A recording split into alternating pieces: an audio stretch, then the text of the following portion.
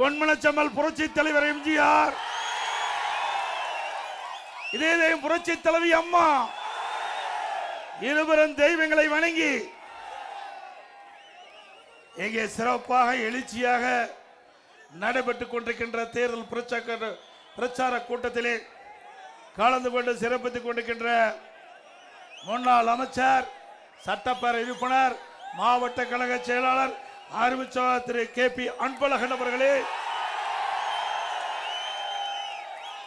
நிகழ்ச்சியிலே பங்கு பெற்றிருக்கின்ற முன்னாள் சட்டப்பேரவை உறுப்பினர்களே, கழகத்துடைய நிர்வாகிகளே, கழகத்திலே பல்வேறு பொறுப்புகளை வைக்கின்ற நிர்வாகிகளே, நம்முடைய கூட்டணியில் அங்கு வைக்கின்ற கட்சியுடைய தலைவர்களே, நிர்வாகிகளே, தொண்டர்களே, வாரியது சிறப்பித்துக் கொண்டிருக்கின்ற பெரியோர்களே, தாய்மார்களே, விவசாயிகளே, விவசாய தோழர்களே, வாக்காளர் பெருமக்களே, பத்திரிகையாளர் ஊடகங்களே, அத்தனை பேருக்கும் என்னுடைய மக்கள் நன்றி கலந்த வணக்கம்.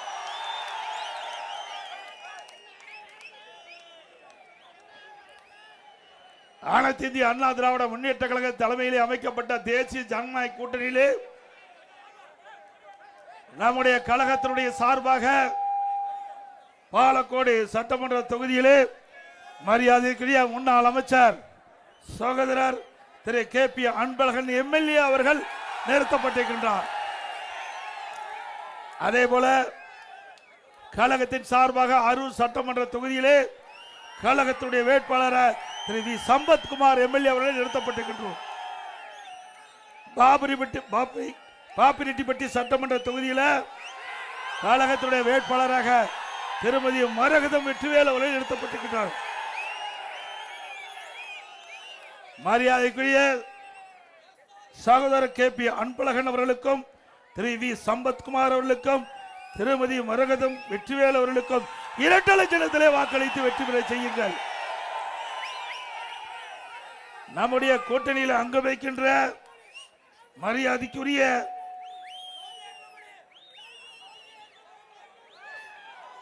பாட்டாளி மக்கள் கட்சி சார்பாக போட்டியிடுகின்ற நாடாளுமன்ற உறுப்பினர் முன்னாள் மத்திய அமைச்சர் அன்புமணி ராமதாஸ் அவருடைய மனைவி தருமபுரி சட்டமன்ற தொகுதியிலே போட்டியிடுகிறார் முனைவர் சௌமியா அன்புமணி அவர்கள். எண்ணாகரம் சட்டமன்ற தொகுதியிலே மரியாதைக்குரிய திரு அன்புமணி ராமதாஸ் அவருடைய ஆசி பெற்ற வேட்பாளர் திரு பாடி செல்வம் அவர்கள் போட்டியிடுகிறார். மரியாதைக்குரிய முனைவர் சௌமியா அன்புமணி அவர்களுக்கும் திரு பாடி செல்வம் அவர்களுக்கும் மாம்பழ சின்னத்திலே வாக்களியுங்கள். இன்றைய தினம் மரியாதைக்குரிய திரு KP அன்பழகன் அவர்கள் இந்த மாவட்டத்திலே மாவட்ட கழக செயலாளராக இருந்து அம்மா அமைச்சரவையிலே அமைச்சராக இருந்து அம்மா மறைவுக்கு பிறகு என்னுடைய அமைச்சராக இருந்து இந்த மாவட்டத்திற்கு பல்வேறு திட்டங்களை கொண்டு வந்து நிறைவேற்றி பல கல்லூரிகளை கொடுத்து இந்த மாவட்டம் வளர்ச்சி பெறுவதற்கு துணை நின்றவர் அறிவிச்சார் அன்புமணி அன்பழகன் அவர்கள். அதே போல திரு V சம்பத்குமார் MLA அவர்கள் சட்டமன்றத்திலே அந்த அரூர் சட்டமன்ற தொகுதியில் இருக்கின்ற மக்களுக்கு தேவையான திட்டங்கள் கொண்டு வருவதற்கு சட்டமன்றத்திலே கருத்துக்களை சொல்லி அந்த தொகுதி மக்களுக்கு தான் கொடுக்கப்பட்ட வாக்குறுதியை நிறைவேற்றுவதற்காக பாடுபட்டவர். திருமதி மரகதம் வெற்றிவேல் அவர் ஏற்கனவே இயக்கத்திலே பேரவை செயலாளர் இருக்கிறார். அவருடைய மனைவி திருமதி மரகதம் வெற்றிவேல் அவர்கள். அதே போல மரியாதைக்குரிய முன்னாள் மத்திய அமைச்சர் அன்புமணி ராமதாஸ் அவருடைய மனைவி முனைவர் சௌமியா அன்புமணி அவர்கள் தமிழகம் முழுவதும் சுழன்று வந்து பெண்களை சந்தித்து பெண்களுக்கு ஏற்படுகின்ற கொடுமைகளை எடுத்து வைத்து அதை தீர்ப்பதற்கு பாடுபடுகின்றவர் முனைவர் சௌமியா அன்புமணி அவர்கள். அதே போல திரு பாடி செல்வம் அவர்கள் பாட்டாளி மக்கள் கட்சியிலே தன்னுடைய பணியை துவங்கி மிக சிறப்பாக செயல்பட்டு மக்கள் பணி ஆற்றுவதற்கு அந்த கட்சியின் சார்பாக நிறுத்தப்பட்டிருக்கின்றார். அதிமுக வேட்பாளருக்கு இரட்டை சின்னத்திலே வாக்களித்து வெற்றி பெற செய்யுங்கள். பாட்டாளி மக்கள் கட்சியின் சார்பாக போட்டியிடுவதற்கு மாம்பழ சின்னத்திலே வாக்களியுங்கள். இன்றைய தினம் தருமபுரி அதிமுக கோட்டை.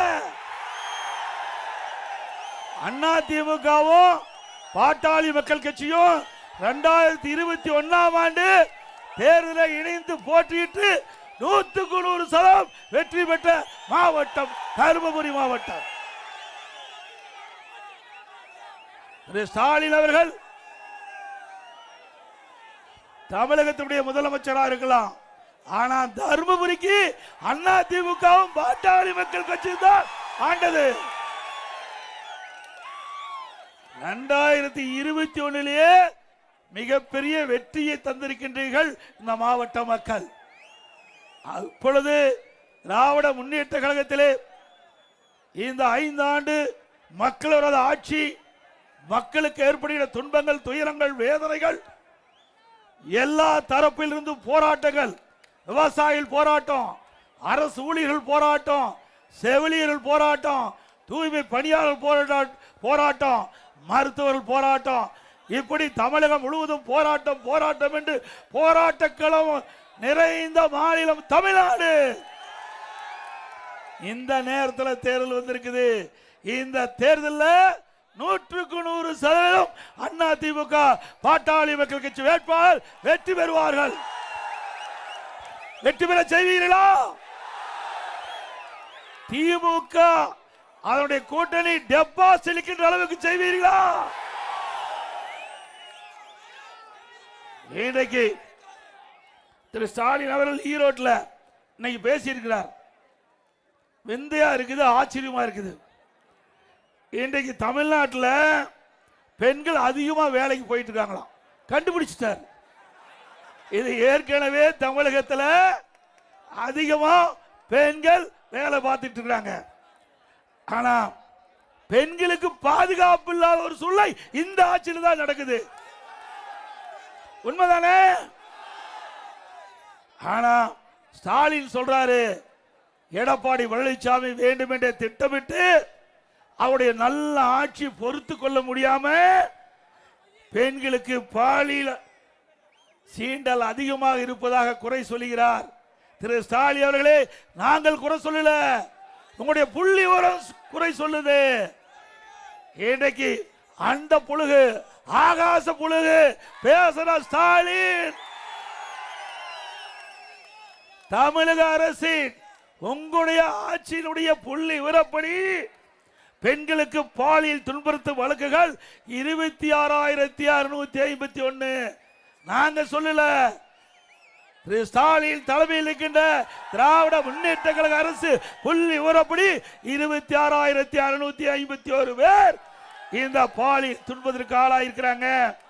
இதுல போக்சோ வழக்கு 18,000 வழக்குகள் பதிவு செய்யப்பட்டதாக உங்களுடைய அரசாங்கத்துடைய புள்ளி விவரம் தெரிவிக்கின்றது. இதுல நீதிமன்றம் போய் அது பாதிக்கப்பட்டவர்களுக்கு 6,999 பேர் பாதிக்கப்பட்டதாக, இன்றைக்கு இந்த சிறுமிகள் பாதிக்கப்பட்டதாக உயர் நீதிமன்றமே தீர்ப்பளிக்கப்படுகிறது.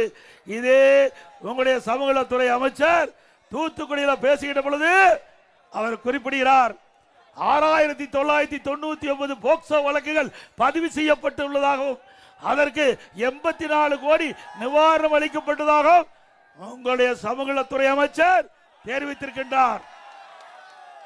இந்த போக்சோ வழக்குனா சிறுமிகள் பாதிக்கப்படுகின்ற வழக்கு. போக்சோ வழக்கு சிறுமிகள், பெண் குழந்தைகள் பாதிக்கப்படுகின்ற வழக்கு.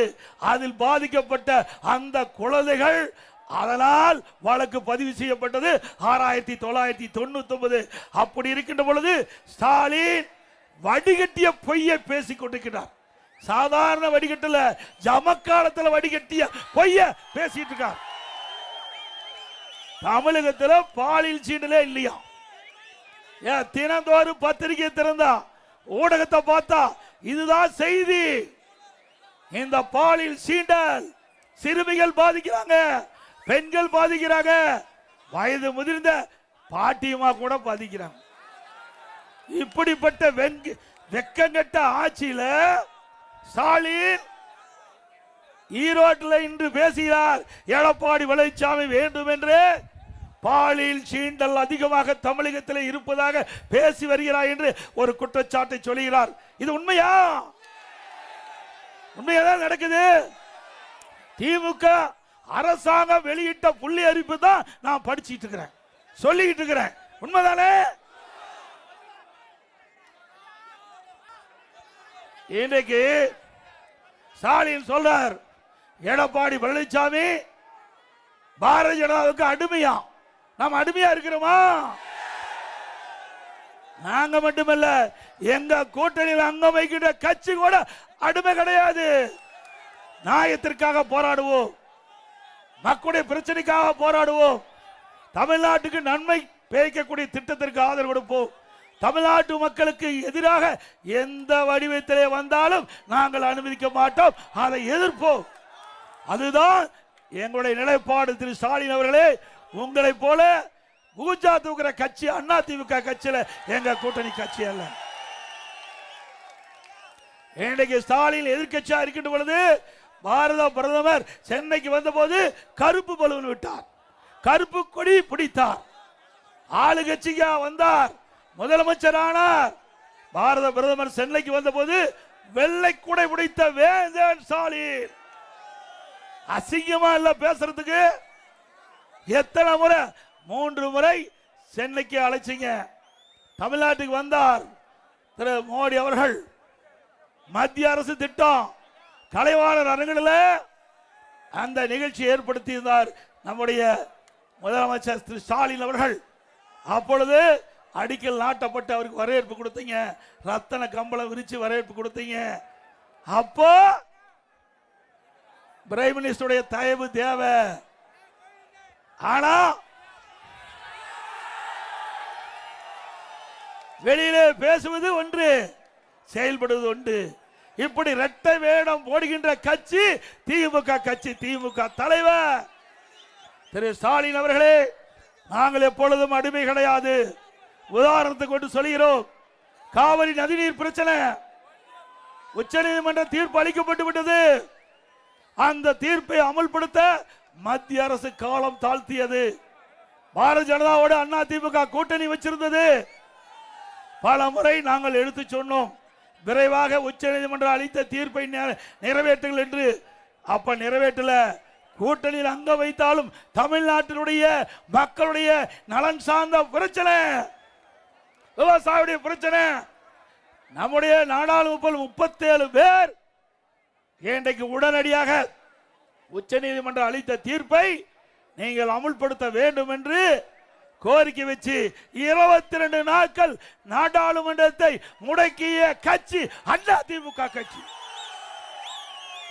கூட்டணியில் இருக்கின்ற பொழுது மக்கள் நலன் சார்ந்த பிரச்சனைக்கு முழு வடிவம் கொடுத்த கட்சி அண்ணா திமுக கட்சி. ஸ்டாலின் அவர்களே, உங்களால முடியுமா? கடந்த தேர்தலில் என்ன சொன்னீங்க? 2021 சட்டமன்ற பொது தேர்தலில் திராவிட முன்னேற்ற கழகம் ஆட்சிக்கு வந்தா நீட்டுக்கு விலக்க பெறுவோம் சொன்னீங்களே. துணை முதலமைச்சர் உதயநிதி அவர்கள் நீட் விலக்கு பெறுவதற்கு ரகசியம் இருப்பதாக சொன்னீங்களே. ஏதாவது மத்திய அரசுக்கு அழுத்தம் கொடுத்தீங்களா? கொடுத்தாங்களா?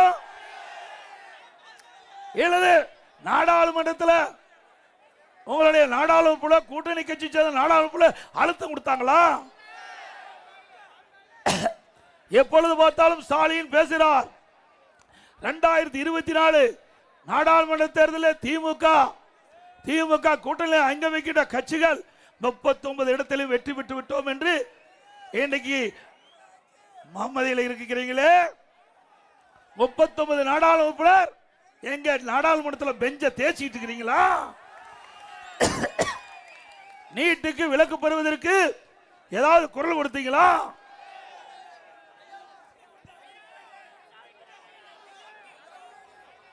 எங்களை போல தமிழ்நாட்டுடைய பிரச்சனையை தீர்ப்பதற்கு நாடாளுமன்றத்தில் குரல் கொடுக்க திராணி உங்களுக்கு இருந்ததா?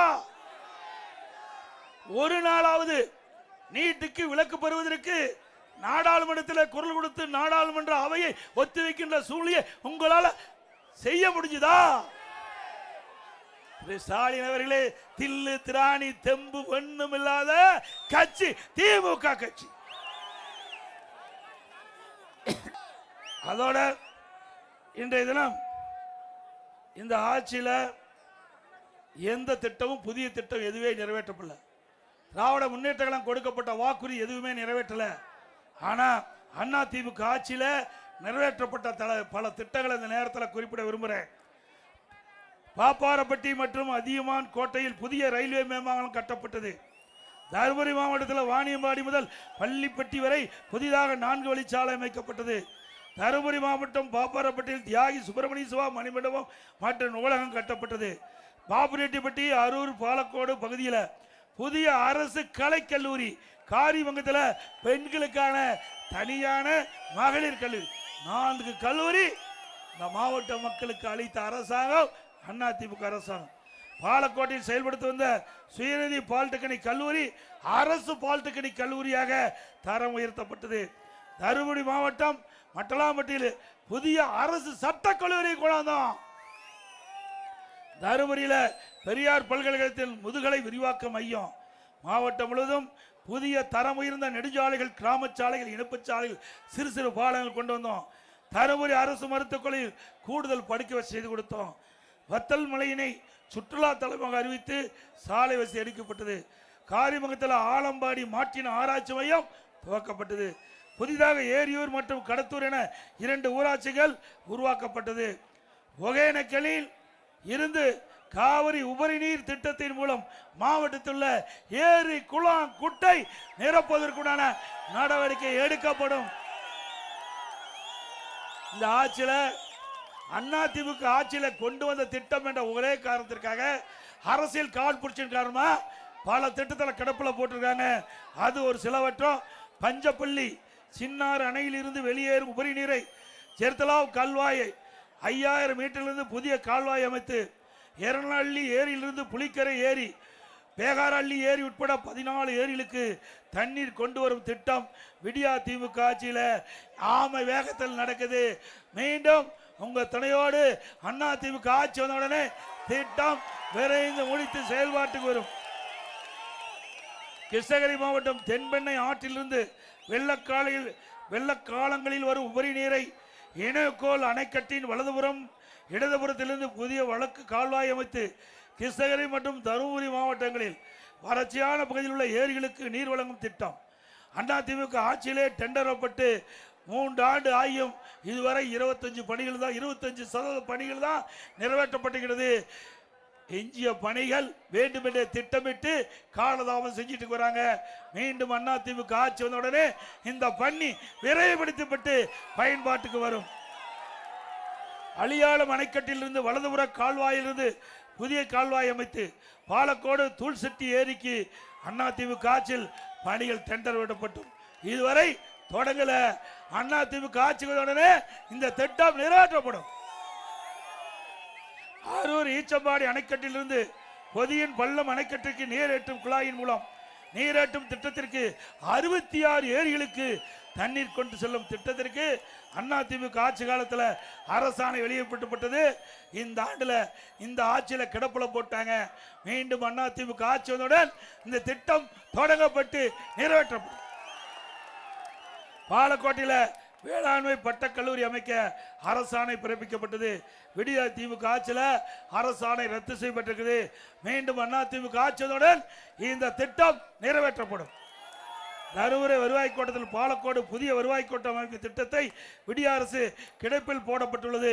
இந்த திட்டமும் நிறைவேற்றப்படும் என்ற செய்தியை இந்த நேரத்தில் தெரிவிக்க விரும்புகிறேன்.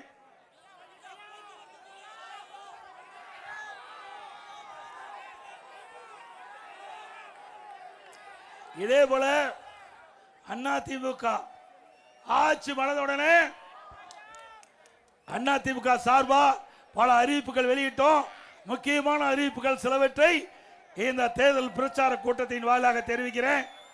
இன்னைக்கு விடியா திமுக ஆட்சியில் விலைவாசி உயர்ந்து விட்டது, வரிகள் உயர்த்தப்பட்டு விட்டது. இதனால் பொதுமக்கள் பாதிக்கிறாங்க.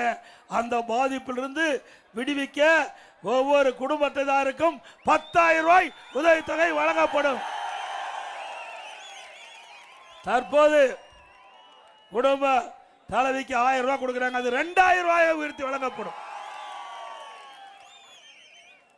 எல்லா குடும்பத்தையும் ஃப்ரிட்ஜ் விலை இல்லாம வழங்கப்படும். எல்லா குடும்பத்துக்கும் குளிர்பதன பெட்டி ஃப்ரிட்ஜ் விலை இல்லாம வழங்கப்படும். வேலைக்கு செல்லும் பெண்களுக்கு, நம்முடைய சகோதரிகளுக்கு அம்மா இருசக்கர வாகனம் 5 லட்சம் பேருக்கு வழங்கப்படும். ஒவ்வொரு அம்மா இருசக்கர வாகனத்துக்கு 25,000 மானியம் கொடுக்கப்படும்.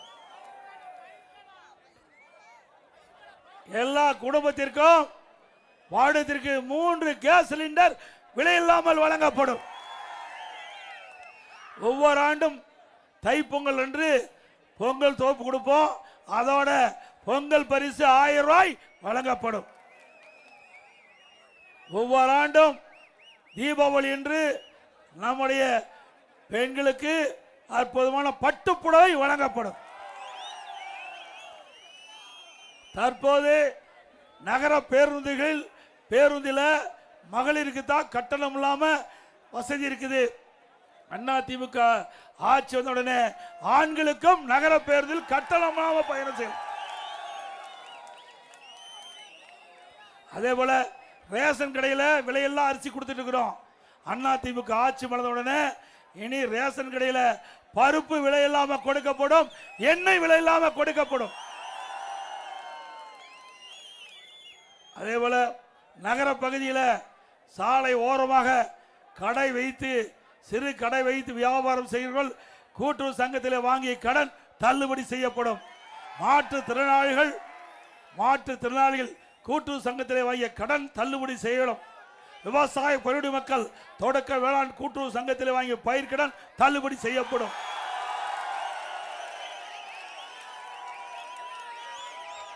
நம்முடைய படித்த பட்டம் பெற்ற இளைஞர்களுக்கு வேலை வாய்ப்பில் பதிவு செய்து பணி கிடைக்காமல் இருக்கின்ற பட்டப்படி படித்த இளைஞர்களுக்கு மாதந்தோறும் 2000 ரூபாய் வழங்கப்படும். +2 வரை படித்தவர்களுக்கு 1000 ரூபாய் வழங்கப்படும்.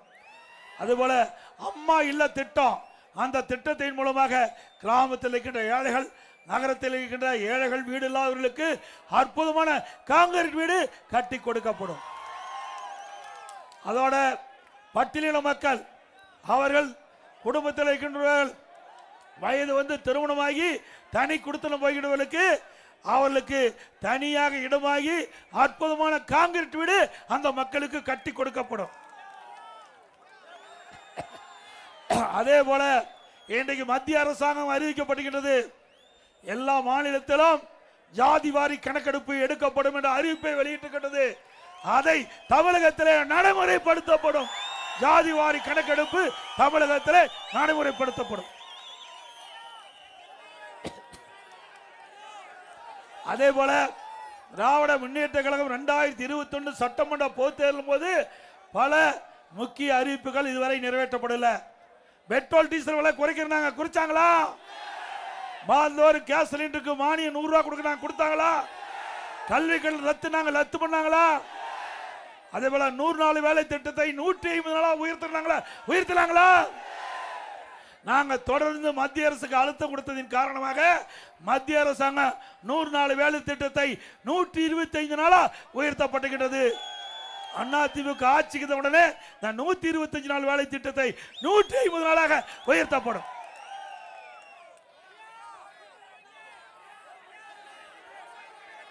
மக்களை காப்போம், தமிழகத்தை மீட்போம். தமிழகத்தை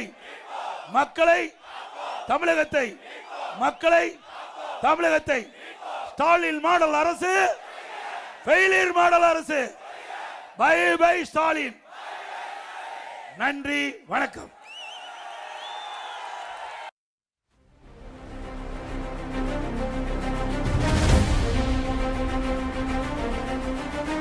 ஏழைகள் சிரிக்கணும்னா ரெட்டையல ஆடணும், தமிழ்நாடு ஜெயிக்கணும்னா எடப்பாடியார் ஆடணும்.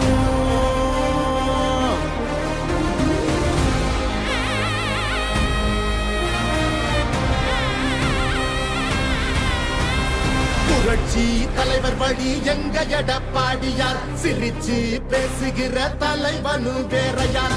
புரட்சி தலைவர் படி எங்க எடப்பாடியார் சிரிச்சு பேசுகிற தலைவனும் வேற யார் இளவழி தெரிஞ்ச ஏற்புடிச்ச பாமரன் இறங்கி கூட வரும் எளிய மக்கள் நாயகன் கண்டாட்சி அரசியல முடிக்கணுமே முடிசூடி நல்லாட்சி வேணும்னா வரணும் எங்க எடப்பாடி ஏழைகள் சிரிக்கணும்னா ரெட்டையல ஆடணும் தமிழ்நாடு ஜெயிக்கணும்னா எடப்பாடியார் ஆடணும் ஏழைகள் சிரிக்கணும்னா ரெட்டையல ஆடணும் தமிழ்நாடு ஜெயிக்கணும்